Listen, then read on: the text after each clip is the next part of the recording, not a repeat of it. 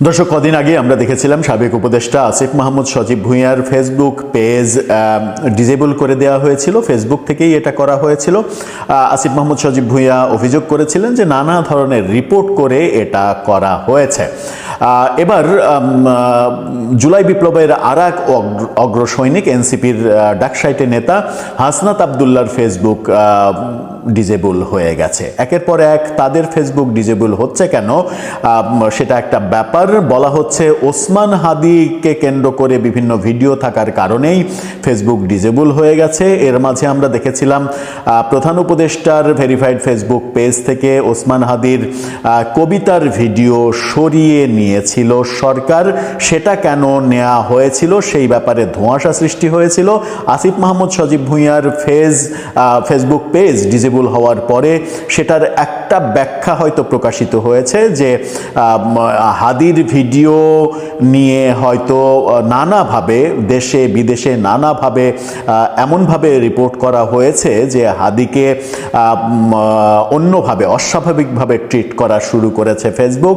সেই কারণে Facebook disable হয়ে গেছে আসিফ মাহমুদ সজীব ভুঁইয়ার। এবার হাসনাত আবদুল্লাহটা কেন হলো চলুন একটু জেনে দেখি কি বলছেন তিনি। থাকবেন দর্শক, বলছিলাম আসিফ মাহমুদ সজীব ভুঁইয়ার পরে এবার হাসনাত আবদুল্লাহর ফেসবুক প্রোফাইল ডিজেবল হয়ে গেছে। আমার দেশ এই তথ্যটা নিশ্চিত করছে। আমার দেশের শিরোনামটা দেখে নিন, সেখানে বলা হচ্ছে আসিফ মাহমুদের পর হাসনাতও হারালেন ফেসবুক আইডি। জাতীয় নাগরিক পার্টির এই নেতা ফেসবুক প্রোফাইল অকার্যকর এবং ডিজেবল করে দেয়া হয়েছে, এমনটা ফেসবুক থেকেই এটা করা হয়েছে। মঙ্গলবার সকালে নিজের ভেরিফাইড ফেসবুক পেজ থেকে লাইভে এসে তিনি এই তথ্য নিজেই জানিয়েছেন। ভিডিও বার্তায় হাসনাত বলেছেন, আমার হাসনাত আবদুল্লাহ নামের ব্যক্তিগত প্রোফাইলটি বেশ কিছুদিন আগে ডিজেবল করে দেয়া হয়েছে। ভারত বিরোধী অবস্থান নেওয়ায় পরবর্তীকালে কিছু পোস্টের কারণে কপিরাইট ক্লেমের মাধ্যমে আমার আইডি ডিজেবল করে দেয়া হয়েছে। তিনি দাবি করছেন যে ভারত বিরোধী অবস্থানের কারণে এটা করা হয়েছে। তাহলে ভারত কি করেছে? এটা ভারত কি মেটাকে নিয়ন্ত্রণ করে? জোকারবার্গ কি ভারতের কথাই উঠে বসে? এই প্রশ্নটা আসবে সামনে। সেখানে বলা হয়েছে যে আইডি বন্ধ থাকায় গত কয়েকদিন ভক্ত ও সমর্থকদের সঙ্গে যোগাযোগ রাখতে পারেননি।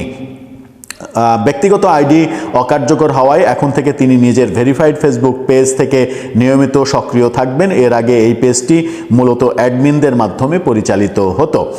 যোগাযোগ সচল রাখতে সমর্থকদের প্রতি বিশেষ আহ্বান জানিয়েছেন তিনি। আমার কথা এবং সংবাদগুলো সবার কাছে পৌঁছে দেওয়ার জন্য আপনারা এই পেজ শেয়ার করবেন। সামাজিক যোগাযোগ মাধ্যমে ভারত বিরোধী অবস্থানের কারণে কপিরাইট অভিযোগ এনে তার ব্যক্তিগত প্রোফাইলটি অকার্যকর করা হয়েছে বলে তিনি মনে করছেন। এর আগে 30 লাখ ফলোয়ারের অফিসিয়াল ফেসবুক পেজ হারিয়েছেন আসিফ মাহমুদ সজীব ভুঁইয়া।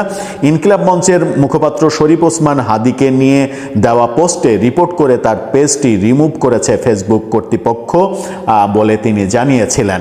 26 ডিসেম্বর নিজের আরেকটি ফেসবুক আইডিতে পোস্টের মাধ্যমে এই তথ্য জানিয়েছিলেন এই সাবেক উপদেষ্টা। পোস্টে আসিফ মাহমুদ লিখেছিলেন, ওসমান হাদি ভাই সংশ্লিষ্ট সব পোস্ট ভিডিওতে স্ট্রাইক সংঘবদ্ধ রিপোর্ট করে আমার অফিসিয়াল পেজটি রিমুভ করে দেয়া হয়েছে। পোস্টে তিনি বলেন, বিভিন্ন টেলিগ্রাম গ্রুপে লিঙ্ক দিয়ে সংঘবদ্ধ রিপোর্ট করা হয়েছে। হাদি ভাইকে নিয়ে দেওয়া 3টি ভিডিওতেই স্ট্রাইক করা হয়েছে। এই যে আসিফ মাহমুদ সজীব ভুঁইয়ার 30 লাখ ফলোয়ারের যে ফেসবুক পেজ ডিজেবল করে দেওয়া হয়েছে, সেই সময় ওসমান হাদির একাধিক ভিডিও তার ওখানে ছিল। সেই সময় বিভিন্ন দিক থেকে আমরা এরকম কথাও শুনেছিলাম যে ওসমান হাদির বিভিন্ন ভিডিও এর আগে দেওয়া বিভিন্ন বক্তব্য, বিশেষ করে অশ্লীল ভাষা ব্যবহার করা বিভিন্ন যে বক্তব্য, সেই বক্তব্য ফেসবুকের কাছে এমনভাবে রিপোর্ট করা হয়েছে যে ফেসবুক ওসমান হাদিকে জঙ্গি হিসেবে ট্রিট করেছে এবং তার ভিডিও যেখানেই আছে সেই পেজগুলোই ক্ষতিগ্রস্ত করা হয়েছে। এরকম একটা প্রচার আমরা শুনেছিলাম। জানি না সত্য মিথ্যা এর পেছনে। সেই সময় আমরা দেখেছিলাম প্রধান উপদেষ্টার পেজ থেকে হাদির একটা ভিডিও সরিয়ে নেওয়া হয়েছিল। সরিয়ে নেওয়ার ফলে প্রচণ্ড সমালোচনা হয়েছিল, কিন্তু সমালোচনার পরেও সেই ভিডিও ভিডিও আবার রিআপলোড করা হয়নি। সেই প্রধান উপদেষ্টার পেজ থেকে সরিয়ে নেওয়ার ফলেই মনে করা হচ্ছিল যে হাদি ইস্যু নিয়েই বোধহয় ফেসবুক নেগেটিভ সিদ্ধান্ত নিয়েছে, এবং যে কারণে আসিফ মাহমুদ সজীব ভুঁইয়ার পেজ ডাউন করার পরে প্রধান উপদেষ্টার পেজও ডাউন হয়ে যেতে পারে, এই ভাবনা থেকেই সেই ভিডিওটা সরিয়ে নেওয়া হয়েছে। এদিকে হাসনাত আব্দুল্লাহ অভিযোগ করছেন যে ভারত বিরোধী বক্তব্য এবং কন্টেন্টের কারণেই এটা করা হয়েছে। তাহলে নিশ্চিত করে এটা ভারত করেছে, তার অভিযোগে সেটাই মনে হচ্ছে ভারত এটা করেছে। এখন ভারত বাংলাদেশের একজন রাজনীতিবিদের ফেসবুক অ্যাকাউন্ট ডিলিট করার ব্যাপারে উদ্যোগ নেবে কিনা সেটা একটা বড় প্রসঙ্গ, যদিও মানে প্রাসঙ্গিক কারণও রয়েছে। হাসনাত আব্দুল্লাহ, আমরা তাকে বলতে শুনেছিলাম শহীদ মিনারে যে ভারতীয় বিচ্ছিন্নতাবাদীদের আশ্রয় দেওয়া হবে এই দেশে, ভারতের 7 সিস্টার্সকে ভারত থেকে আলাদা করে দেয়া হবে। তারপর থেকেই মূলত ভারত বাংলাদেশ সম্পর্কের সর্বোচ্চ পর্যায়ে ইতিহাসে এর চাইতে খারাপ সম্পর্ক ভারতের সঙ্গে আমাদের কখনো হয়নি। ওই ঘটনার প্রতিক্রিয়া ভারত তীব্রভাবে জানিয়েছিল, বাংলাদেশ সরকার অস্বীকার করেছিল। বাংলাদেশ সরকার বলেছিল যে ওটা ইন্ডিভিজুয়ালের বক্তব্য, ওটা সরকারের বক্তব্য নয়, সুতরাং ওই ব্যাপারে আমাদের কোনো সে নাই। এই ব্যাপারগুলো থেকেই উত্তেজনা যখন চরমে উঠেছে, তখন হাসনাত আব্দুল্লাহর এই অভিযোগ খুব একটা উড়িয়ে দেয়া যে যায় না, সেটা আমার কাছে কেন যেন মনে হয়। যাই হোক, তিনি ফেসবুক পেজ ফেসবুক আইডি হারালেন। এবার ফেসবুক পেজ তার সম্বল, সেখান থেকেও যদি ভারতই যদি এটা করে থাকে, তাহলে সেখান থেকেও ভারত বিরোধী বক্তব্য কিংবা এই ব্যাপারগুলো কিংবা হাদির বিভিন্ন ভিডিও এগুলো যদি আপলোড হতে থাকে, তাহলে পরবর্তীতে আবারও এরকম ঘটনা ঘটবে কিনা সেটাই এখন দেখার বিষয়। আসিফ মাহমুদ সজীব ভুঁইয়ার পরে হাসনাত আব্দুল্লাহ, তাহলে কি এরপরে অন্য কেউ সিরিয়ালে কি অন্য কেউ আছেন ফেসবুক ডিঅ্যাক্টিভ কিংবা ডিঅ্যাক্টিভ তো না, ডিজেবল করে দেওয়ার ব্যাপারে? দর্শক, আপনার মতামত এই ব্যাপারে জানিয়ে লিখতে পারেন আমাদের কমেন্ট বক্সে। আসসালামু আলাইকুম দর্শক, অসংখ্যবার ভারত বাংলাদেশ সম্পর্ক নিয়ে আপনাদেরকে বলেছি এবং এটাও বলছি যে একদম স্পষ্ট করেই বলি, আমরা তো উগ্রবাদীদের কথা বলি, কিন্তু সেখানে সবচেয়ে বেশি এগিয়ে আছে যে অংশটি, তাদের মধ্যে এনসিপি একটা। এই এনসিপি তাদের জন্মই হয়েছে ভারত বিরোধিতা, আওয়ামী লীগ বিরোধিতা এসবের মধ্যে দিয়ে। ভারত বিরোধিতা এবং আওয়ামী লীগ বিরোধিতার ফানুস যদি সামনে ওড়ানো না থাকে, তাহলে এসব দলের রাজনীতি থাকবে না। এরা কখনোই দেখবেন না জনগণের এবং বাংলাদেশের আর্থ সামাজিক পরিবর্তনের কোনো বয়ান দেয়। ওরা কখনোই বলে না যে আমি এই দেশকে এইভাবে পরিবর্তন করতে চাই। তারা হাটে ঘাটে মাঠে গিয়ে জনগণের সমস্যা নিয়ে কথা বলে না। বাংলাদেশের মানুষ যেসব দুঃখ কষ্টে সংকটে আছে কথা বলে না। চারদিকে এলএনজি গ্যাস নিয়ে যে প্রবলেম শুরু হয়েছে সেগুলো নিয়ে কথা বলে না। ঢাকার মানুষ গ্যাস পাচ্ছে না সেগুলো নিয়ে কথা বলে না। ছাত্ররা ঠিক মতো শিক্ষা পাচ্ছে না সেগুলো নিয়ে কথা বলে না। তারা দিবস রজন 24 ঘন্টা তারা জন্ম থেকে, তাদের যে জন্ম হয়েছে তখন থেকে এখন পর্যন্ত এই ভারত বিরোধিতার কথা বলে। একটা খুব সরল প্রশ্ন করতে চাই, তারা যে ভারতীয় আধিপত্যবাদের কথা বলে বা ভারতীয় গুন্ডামির শব্দটা এখন ব্যবহার হচ্ছে, সেই গুন্ডামি শব্দটার কথা বলে, বাংলাদেশের মানুষকে তারা বিশ্লেষণ দিয়ে কেন বোঝায় না? একটাই উদাহরণ তারা টানে যে শেখ হাসিনাকে ভারত সমর্থন দিয়েছে, এটা আমরাও মানি, এবং শেখ হাসিনাকে ভারত অন্যায়ভাবে সমর্থন দিয়েছে, এতে কোনো দ্বিধাদ্বন্দ্ব নেই। কিন্তু তার বাইরে ভারতীয় আধিপত্যবাদ জিনিসটা কি, সেটা আপনাকে সে কখনো বুঝিয়ে বলবে না।